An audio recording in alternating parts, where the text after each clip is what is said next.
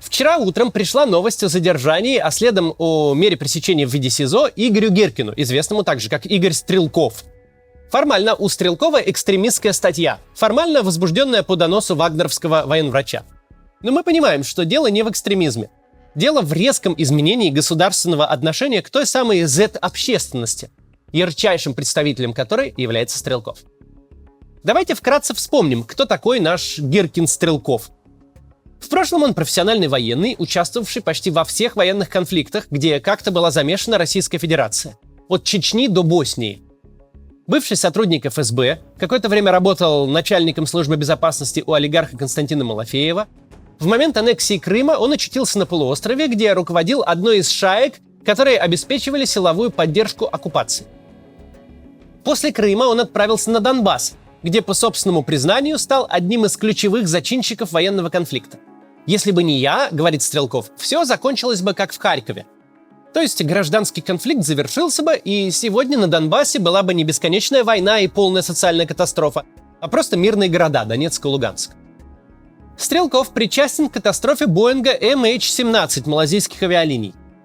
Окружной суд Гааги признал Гиркина виновным в крушении самолета и гибели 298 человек и заочно приговорил к пожизненному заключению.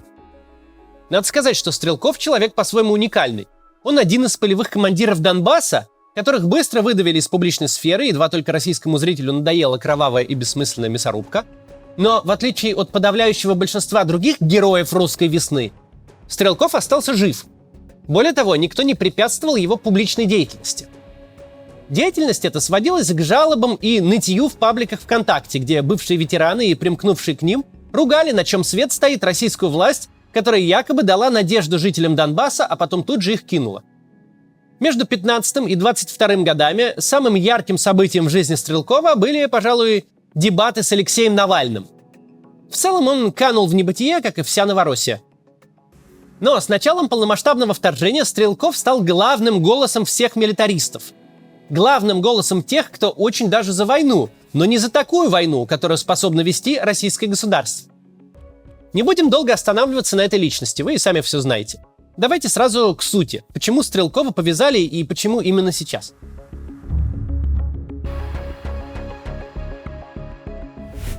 Мы довольно долго ждали авторшоков после Пригожинского бунта. Но не может такого быть, чтобы последствия вооруженного мятежа свелись к тому, что вся российская верхушка, просто как в гоголевской пьесе, целый месяц с восторгом друг друга благодарила, и все. Да, раздача пирогов тем, кто ничего не сделал, но хотя бы не присоединился к бунту, обязательный пункт программы. Без него никуда. Но как же репрессии? Их отсутствие – это прямое приглашение попытать счастье кому-то еще. Мы с самого начала говорили, что ожидать репрессий внутри элиты не стоит. Даже наоборот. Какими бы вороватыми, некомпетентными, ни на что негодными не были люди в ближнем кругу Путина или в руководстве армии, теперь он от них зависит еще сильнее. Они никчемыши, но они его никчемыши. Они теперь вместе до конца. Не потому, что очень друг друга любят, а потому, что деваться некуда. Самой очевидной целью репрессивной активности виделся второй эшелон армейского начальства. Например, Суровикин и Мизинцев, успевшие запятнать себя дружбой с Вагнером. А еще тот самый Z-Telegram. Люди, решившие, что могут конкурировать с официальной пропагандой, что их голос может быть услышан. Почему публичные репрессии начались с довольно безобидных брехунов из интернета? Почему сразу не взялись за тех, кто поднял оружие на власть? По той же самой причине, по которой домашний Рэмбо, получив люлей от начальства, не дает по морде начальству, а приходит домой и бьет жену и детей. Потому что слабые и трусливые люди вымещают свой страх не на источнике страха, а на тех, кто не может ответить. В этом смысле Пригожин с его Вагнером оказались неуязвимыми, а вот Стрелков, Гиркин совсем нет. Обсудим все это подробнее после рекламы. Посмотрите, пожалуйста, это позволяет нашему каналу независимо существовать и каждый день выпускать ролики. Хотите сменить профессию на более востребованную работу? Существуют тысячи онлайн-курсов, которые помогут вам это сделать. Вот только далеко не каждый, купивший такие курсы, проходит их до конца. Согласно исследованию Массачусетского технологического института, всего 3% начавших обучение онлайн заканчивают начатое. Мотивация быстро угасает, и повседневные дела становятся важнее обучения. Выход простой. Посещать офлайн курсы и как можно быстрее начать работать по специальности, применяя знания на практике. В компьютерной академии ТОП вы сможете посещать офлайн курсы программирования и стать разработчиком. Тем, кто проектирует базы данных, разрабатывает приложения и обеспечивает их безопасность. Создает игры. Такие специалисты нужны в любой сфере. И платят им немало. В компьютерной академии ТОП вы можете не только освоить эту профессию с нуля и получить диплом, но и вживую пообщаться с преподавателями. Каждый из них имеет стаж в IT не менее 5 лет. 69% студентов проходят обучение до конца, а многие из них могут быть приняты на работу еще до конца обучения. Филиалы Академии ТОП есть более чем в 200 городах России. Учиться вы будете в небольшой группе из 16 человек, в удобных классах с современной техникой. Вы можете общаться с единомышленниками, обсуждать задания, все плюсы очного обучения и никаких конспектов и скучных лекций. Программа курса постоянно адаптируется под требования рынка труда. Вы будете осваивать актуальные навыки, сформируете портфолио из собственных работ и защитите свой дипломный проект перед представителями ведущих IT-компаний. Это неплохой шанс получить первую работу еще на этапе обучения. Прямо сейчас вы можете получить подготовительный курс в подарок. Переходите по ссылке в описании или воспользуйтесь этим QR-кодом, чтобы узнать о программе подробнее и начать обучение. Похоже, Пригожин с его Вагнером по какой-то причине неуязвимы. Мы не знаем, как выглядит та петля, которую Пригожин в любой момент может затянуть на путинской шее. Но мы наблюдаем факт. Мятежник ушел безнаказанным. Все деньги, которые успели у него изъять, возвращены. Путин лично встретился с мятежником и его приближенными, а личный состав Вагнера рассеян непонятно где. Какая-то часть освобожденных уголовников отдыхает в южных санаториях, кто-то, видимо, в полевых лагерях за линией фронта, кто-то ушел в Беларусь. Но это не значит, что исчезла проблема. Бунт Пригожина – это часть куда более обширного явления. Государство своими руками вскормило социальную группу, для которой война – самоцель и образ жизни. Этим людям война дала все – деньги, статус, аудиторию, признание. И они же, с точки зрения нашего режима, совершили самое страшное преступление. Реально во что-то поверили. Реально решили, что 24 февраля 2022 года был дан старт чему-то грандиозному, что именно они и станут архитекторами новой России. Что рулить теперь будут не те, кому повезло ходить с Путиным в одну секцию дзюдо. Не вся эта осточертевшая элита, которая уже не знает, куда засунуть себе очередную яхту. Только истинные в их терминологии патриоты, глашатые окопной правды будут допущены теперь к настоящей власти. Короче говоря, люди, прожившие при Путине без малого четверть века, вообразили, что случилась революция. И на этой волне магазинный сторож или колумнист провинциальной газеты может стать кем-то. Поначалу все разношерстные представители Z-телеграмма были в первых рядах самых лояльных лоялистов. За Путина, за победу, за царя и отечество. Но постепенно до этой публики дошло, что на дворе уже не 18 век, что война в Украине не блестящий завоевательный поход, а предельно кровавая катавасия. Что Путин собирается слиться, постаравшись сохранить лицо. Что потребности фронта для него на первом с конца месте, а по-настоящему он озабочен только своими выборами и результатами соцопросов. Выяснилось, что нынешнюю элиту никто не спешил повесить на столбах, а из окопа никто не пересел в министерское кресло. Наоборот, все эти фанерные маршалы и путинские придворные олигархи стали воровать в 2 раза больше за счет того, что в окопах нету ни бронежилетов, ни трусов, ни питьевой воды. Выяснилось, что никакой революции не планировалось. Просто режим затеял самоубийственную и преступную глупость, из которой сам не знает, как выбраться. На русский мир, русских на Донбассе, на сам Донбасс ему просто наплевать. А Z-общественность для него скорее обременение, чем союзник. И вот тогда они начали бухтеть. Вот тогда до них дошло, что вся верхушка во главе с Путиным сейчас что-то там сообразит, с кем-то там порешает и сведет войну на нет. Не будет никакого перевода страны на военные рельсы, никакой всеобщей мобилизации. И никто не собирается наказывать паркетных генералов, никто не ответит за бессмысленные смерти солдат. А сами Z-блогеры очень скоро вернутся к прежнему состоянию. Будут вести паблики ВКонтакте на десяток тысяч пыльных пожилых мужиков. На скромную аудиторию, которая никак не успокоится по поводу всеми забытой войны. И это еще положительный исход для них. Казалось бы, путинское государство не раз давало понять, что ни одному его слову нельзя верить. Казалось бы, не в первый раз те, кому хватило глупости принять телевизионные речи за чистую монету, оказываются у разбитого корыта. Но по-прежнему находятся люди, которые при виде этого разбитого корыта испытывают искреннюю фрустрацию. А испытав фрустрацию, начинают ныть и жаловаться. Тогда-то и происходит тот коренной разлом. Оказывается, если ты за войну, то ты не за Путина.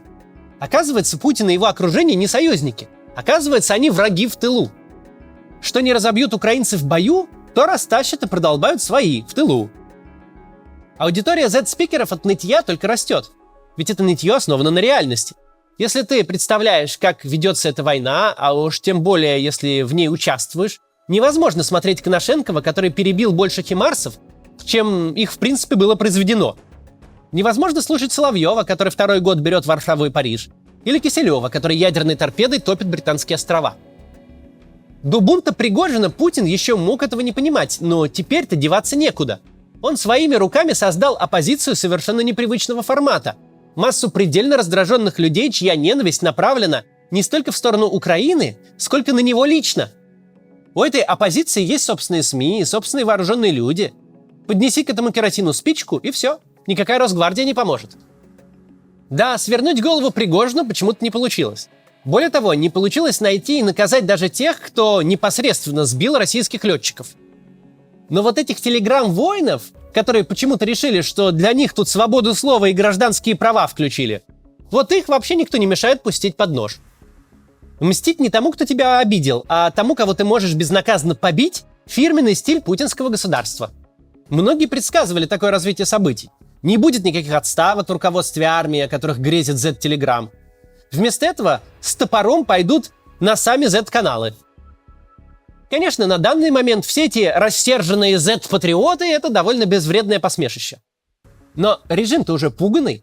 Режиму ясно дали понять, если позволить этому планктону свободно размножаться, то в какой-то момент он войдет в силу. И так взбрыкнет, что придется униженно договариваться. И это в лучшем случае. Может такое случиться или нет, неизвестно. С одной стороны, в милитаристской среде царит ярость, чувство унижения и несправедливости. Ими переполнен Z-телеграм, для многих ставший единственным окном в реальность. Официальная пропаганда этих людей для себя полностью потеряла. С другой стороны, недовольство это рассеянное. Ведущие Z-авторы и их читатели пока научились вместе только рыдать. Как только они пытаются в какое-то совместное действие, хотя бы организовать сбор денег на каски и бронежилеты, цифры выходят довольно жалкие. Основная Z-активность сейчас – это именно что бухтение. Людей сильно обижают, и они сильно обижаются. Они упиваются своей обидой и делятся ею друг с другом. На этом все. Никакой организации, никаких лидеров, никаких целей. Все, что смог породить сам Гиркин, это клуб рассерженных патриотов, который выглядит даже глупее, чем звучит. Такова объективная реальность. Но когда эта реальность волновала людей, сидящих в Кремле? Их совсем недавно только чудом не подвесили за ноги на Спасской башне. Причем не какие-то либералы, иностранные агенты и враги народа, а собственные дети практически. Те, кого они растили, кого кормили сотнями миллиардов. Понятное дело, что в такой ситуации не до рассуждений, не до ожидания, пока фаза Z-нытья перейдет в новый бунт. Этих надо давить, пока не выросли.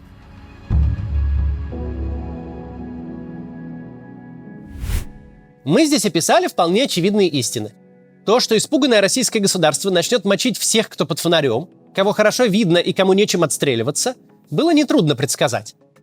Но судьба Стрелкова очень показательна. 9 лет назад он выполнял ту же роль, которую до недавнего времени выполнял Пригожин. Был оператором прокси-насилия, зонтиком для регулярной российской армии, чтобы всякий раз можно было отмахнуться. Нас там нет. Но в отличие от Пригожина, он не был ловким пиарщиком и политтехнологом, который точно знает, когда и на кого можно, выражаясь их языком, залупаться, а когда следует заткнуться и залезть под плинтус. Он людоед, и это его качество полностью устраивает российское государство. Проблема в том, что он искренний людоед, которому в системе, где нужно успеть кинуть, пока не кинули тебя самого, совершенно не место. Пригожин – органическая часть системы. Он сыграл по ее правилам и выиграл, всех кинул и вышел сухим с миллиардами в карманах. Стрелков же почему-то решил, что в этой игре существуют какие-то принципы, что надо донести свою правду, всем напомнить, о чем в прошлом году говорил телевизор. А не надо вспоминать. Не надо вспоминать даже то, что было неделю назад. Не надо думать, что между публичным говорением и реальностью есть хоть какая-то связь. Выживают те, кто все понимает. Понимает, когда надо бить себя пяткой в грудь и идти на Киев, а когда нужно забыть, что на Киев вообще собирались идти. Это как такой людоедский бизнес-ланч. Сегодня подают людей, а завтра вареную спаржу. Не надо возмущаться, дескать, вчера была человечина. Никакого вчера нет. Уже и смена официантов другая. Сказано спаржа, жри спаржу. Тебе может показаться, что приговор иностранного суда – это какая-то охранная грамота. Что не может же Путин допустить, чтобы тот, кого всякие зарубежные враги объявили преступником, сел в России. Чтобы сделал такой подарок недружественным странам. Ведь Стрелков не просто свой. Есть прям судебная бумажка, что он совсем-совсем свой. Но забудь. Нет никаких своих. Точнее, есть, но их статус меняется в зависимости от конкретного времени, конкретного дня. Если ты вовремя не сориентировался, не сообразил, что концепция изменилась и продолжаешь мерзко зудеть у начальства над ухом, дескать, вы же говорили, вы же обещали, радуйся, что тебя всего-то сажают в СИЗО, а не выбрасывают из окна. Мы наблюдаем бесславный конец кровавого упыря, который закономерно проиграл кровавым жуликам. Его использовали и обманули, ведь разбойник всегда проигрывает свою добычу пройдохе. Нет особой надежды, что коллеги Стрелкова поймут, с кем связались раньше, чем у них на запястьях тоже щелкнут наручники. И все же это очень показательный кейс для каждого, кто оборудован мозгом. В этой истории все российское государство, вся его идеология и вся его война. До завтра.